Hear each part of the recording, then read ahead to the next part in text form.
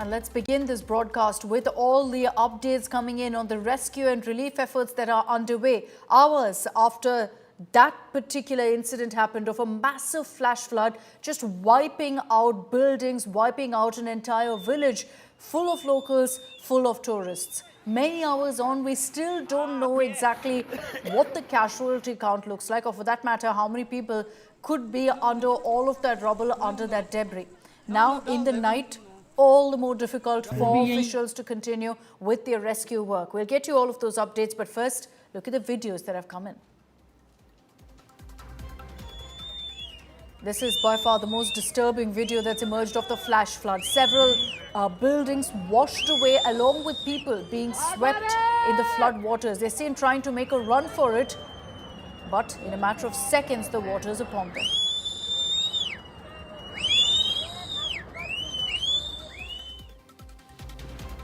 Villagers can be seen running and scrambling for safety. We've pointed it out there for you on the right of that video. You see people noticing something's not right, trying to run away from the calamity. But nature's fury at its worst slams into the buildings, brings it all down, and the people there unfortunately stood no chance. These pictures tell you the amount of devastation in Uttarakhand. Before and after pictures of the village that's been ravaged by that flash flood.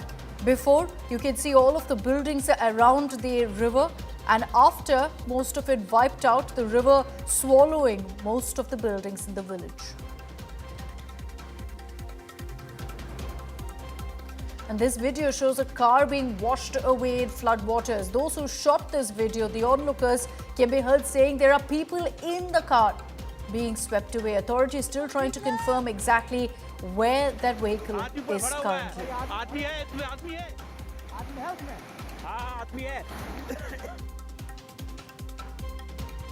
In the aftermath, as the water level in the rivers had risen significantly, houses completely are submerged in sludge and slush at the river banks. People who were there managed to survive through the flash flood, trying to make a run for it, but it's impossible to walk through all of that slush. As you can see in this video, one of them tries, stumbles, falls as he tries to get to safer ground. Union Home Minister Amit Shah also took stock of the situation and spoke to Uttarakhand Chief Minister Dhami, assuring all possible help from the centre. Home Minister Shah also chaired an urgent meeting with Uttarakhand MPs to monitor the situation.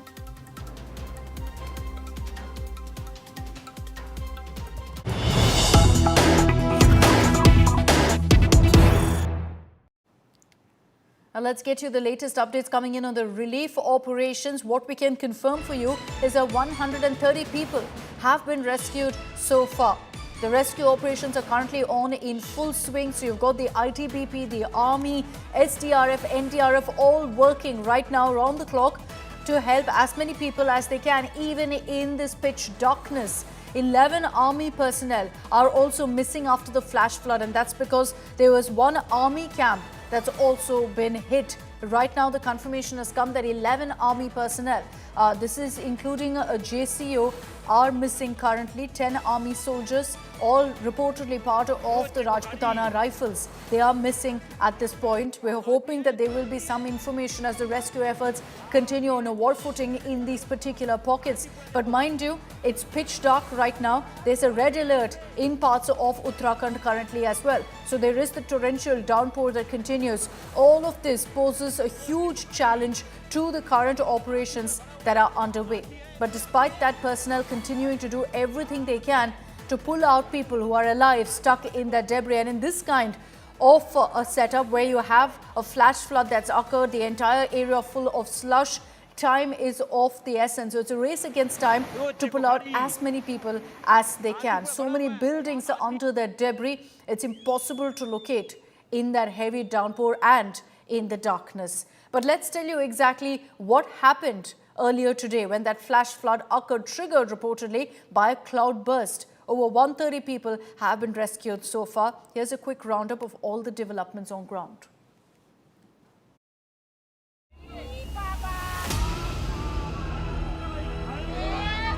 In the blink of an eye, An entire village buried under sludge and debris.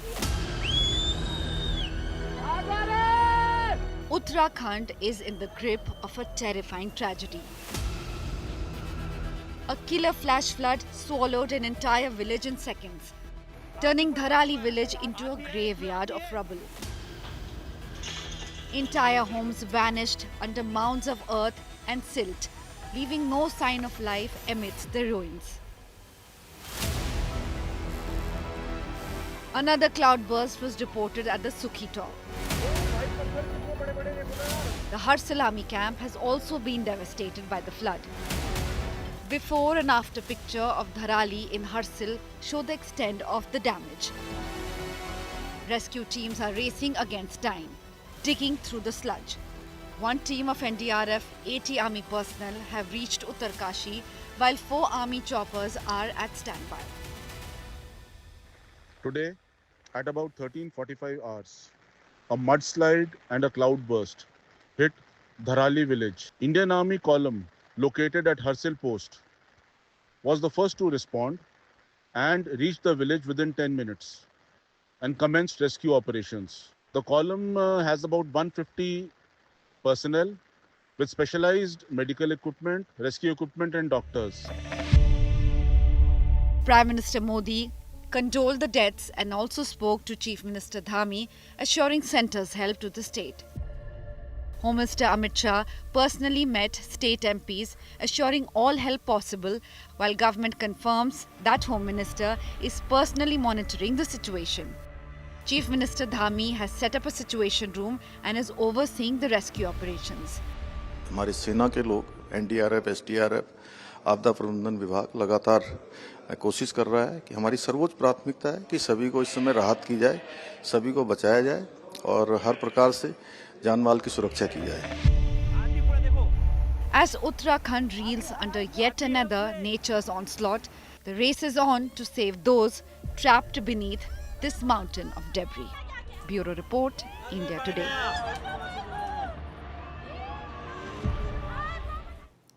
And let's get you a sense of what the Uttarakhand Chief Minister had to say on the rescue operations that are underway.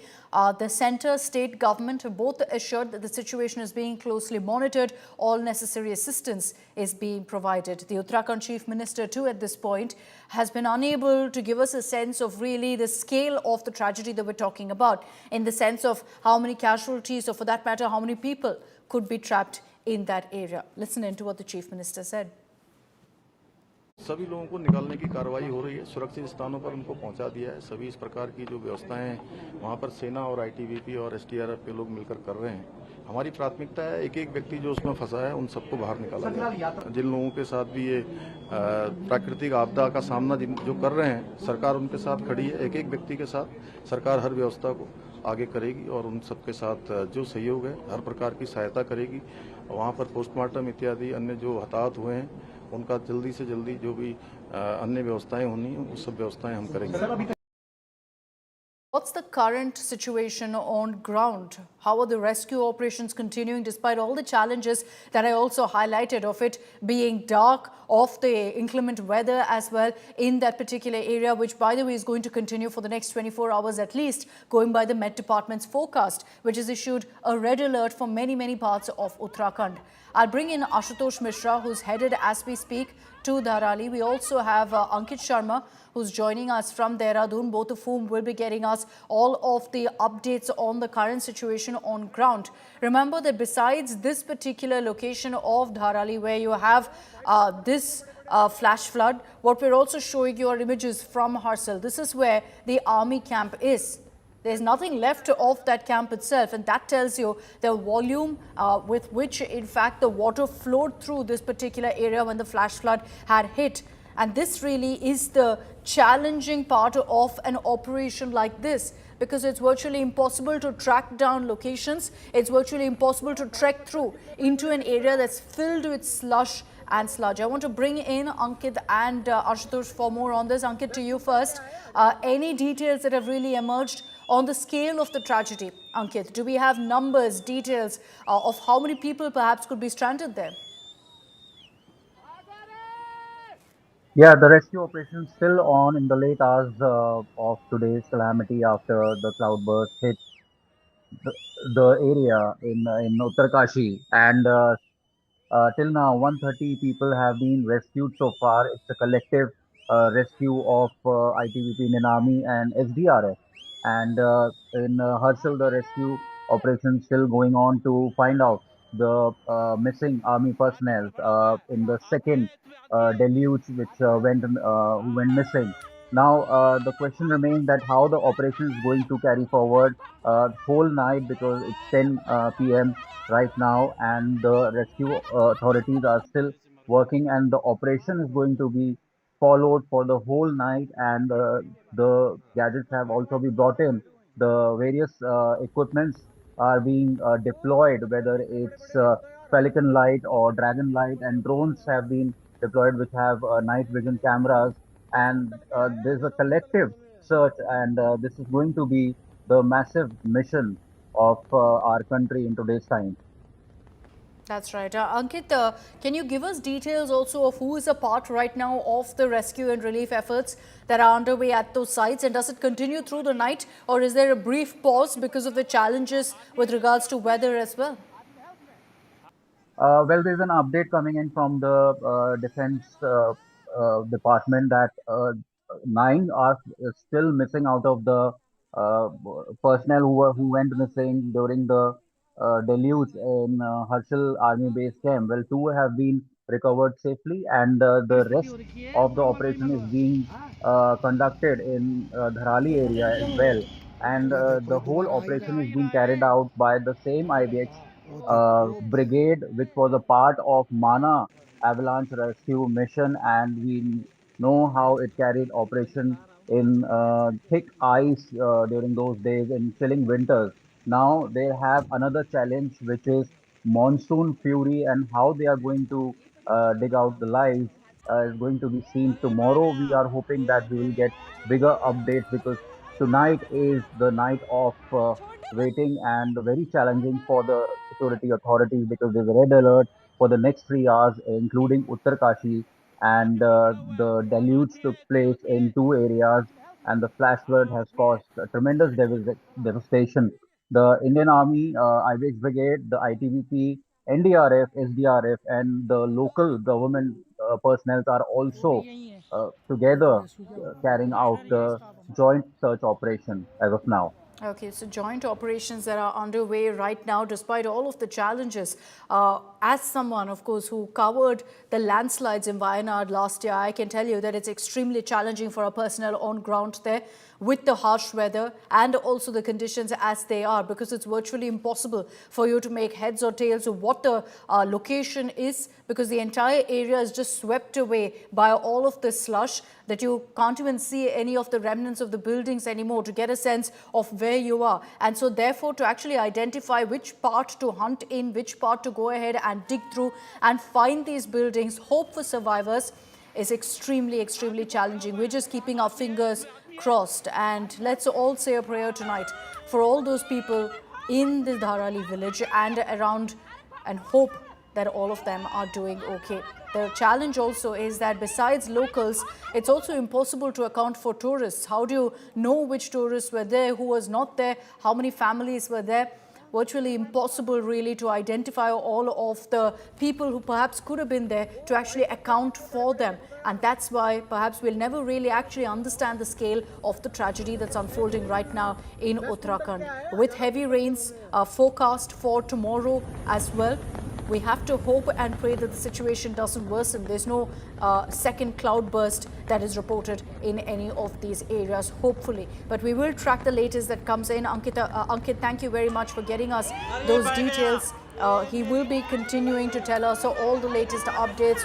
Our reporters are headed, as we speak, to Dharali village. Extremely challenging in this weather, but we are committed to getting you all the updates of exactly what is the situation currently on the rescue and relief front. But for more on really what caused this disaster in the Himalayas, here's a look at what my colleague Ankit Kumar had to say about the location, the geographical details of this region in Uttarkashi. We are trying to stitch together all the reports that we are getting from local sources, official sources. You just mentioned an army camp being damaged due to this. This is the overview. This is the overview of Dharali in Harsal Valley. Two different streams of mudslides have been witnessed. The first visuals, the main visual that we all saw saw on our TV screens, came from this direction. This is Dharali village. Roughly 4,000 feet is this point, and 4,000 feet down the slope, this village faced a very heavy mudslide. Approx speed of the mudslide was roughly 43 km per hour. So you should imagine how destructive it could be. The second stream of mudslide, Preeti, was likely came from this direction. There is a helipad which belongs to army, and here is the Harsal army camp. The reports are suggesting that the Harsal army camp has been badly damaged because of this mudslide. Now, let's zoom in more towards the Dharali village, the Kasbah. The red dots on your screen, Preeti, they show the destroyed or the buildings that have been completely buried. On your right, you see so many red dots, which means that the extent of damage on the right of the screen is that much. The yellow dots on the screen are partially damaged buildings. This place, Preeti, has a very popular Kalp Kedar temple. This is the Kalp Kedar temple, very popular. This is Bhagirathi river, and here you can see a helipad right at the bank of Bhagirathi river, Preeti, which has been likely damaged in this mudslide. Now, if you see this picture, this should give you some idea. 12,600 feet is this point. Roughly 8,300 feet from the sea level is this point. So, roughly 4,000 feet of distance. A mudslide coming at a speed of roughly 43 km per hour. You should imagine how destructive it could be. So right at the bank is Dharali Kasbah, and this is the main affected area where roughly 200 to 250 people are believed to be living. We do not know the extent of damage yet, but this has been the badly affected, the main affected area in the Dharali village. Another stream that we mentioned came from this direction. Not a lot of residential buildings, but what we are given to understand is that the military camp, the army camp, has suffered some kind of damage because of the second stream of the mudslide.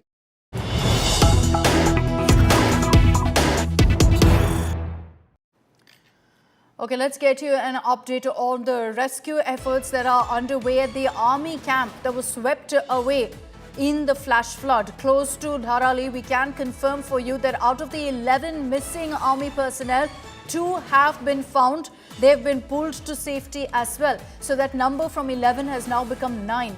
No word at this point on 9 of soldiers who are missing. There were 11 in all. 2 have now been found. This is the Harsal army camp that was devastated after the flash flood. People and soldiers who were in this army camp were swept away in that flash flood. Out of the 11 who were missing, 2 Indian Army personnel have now been found. They have been pulled to safety. Let's hope and pray that the 9 who at this point remain missing are also found somewhere downstream very, very soon. But the effort is underway to find all of them. The rest of the soldiers, the officers who were at the army camp have been accounted for. They are in fact busy right now. Part of the rescue and relief efforts immediately pressing into action to not just find other army men who have been swept away, but to find locals and tourists who have also been affected in this particular tragedy. So of the 11 who were missing, that was the early communication that came in from the army. We can confirm for you that 2 have been found. The hunt continues for 9 who remain missing at this point. The earlier update that we had is of the 11, 10 were army soldiers and 1 was a JCO officer. We still don't know who's been found just yet, but 9 remain missing. So our prayers that they're found at the soonest.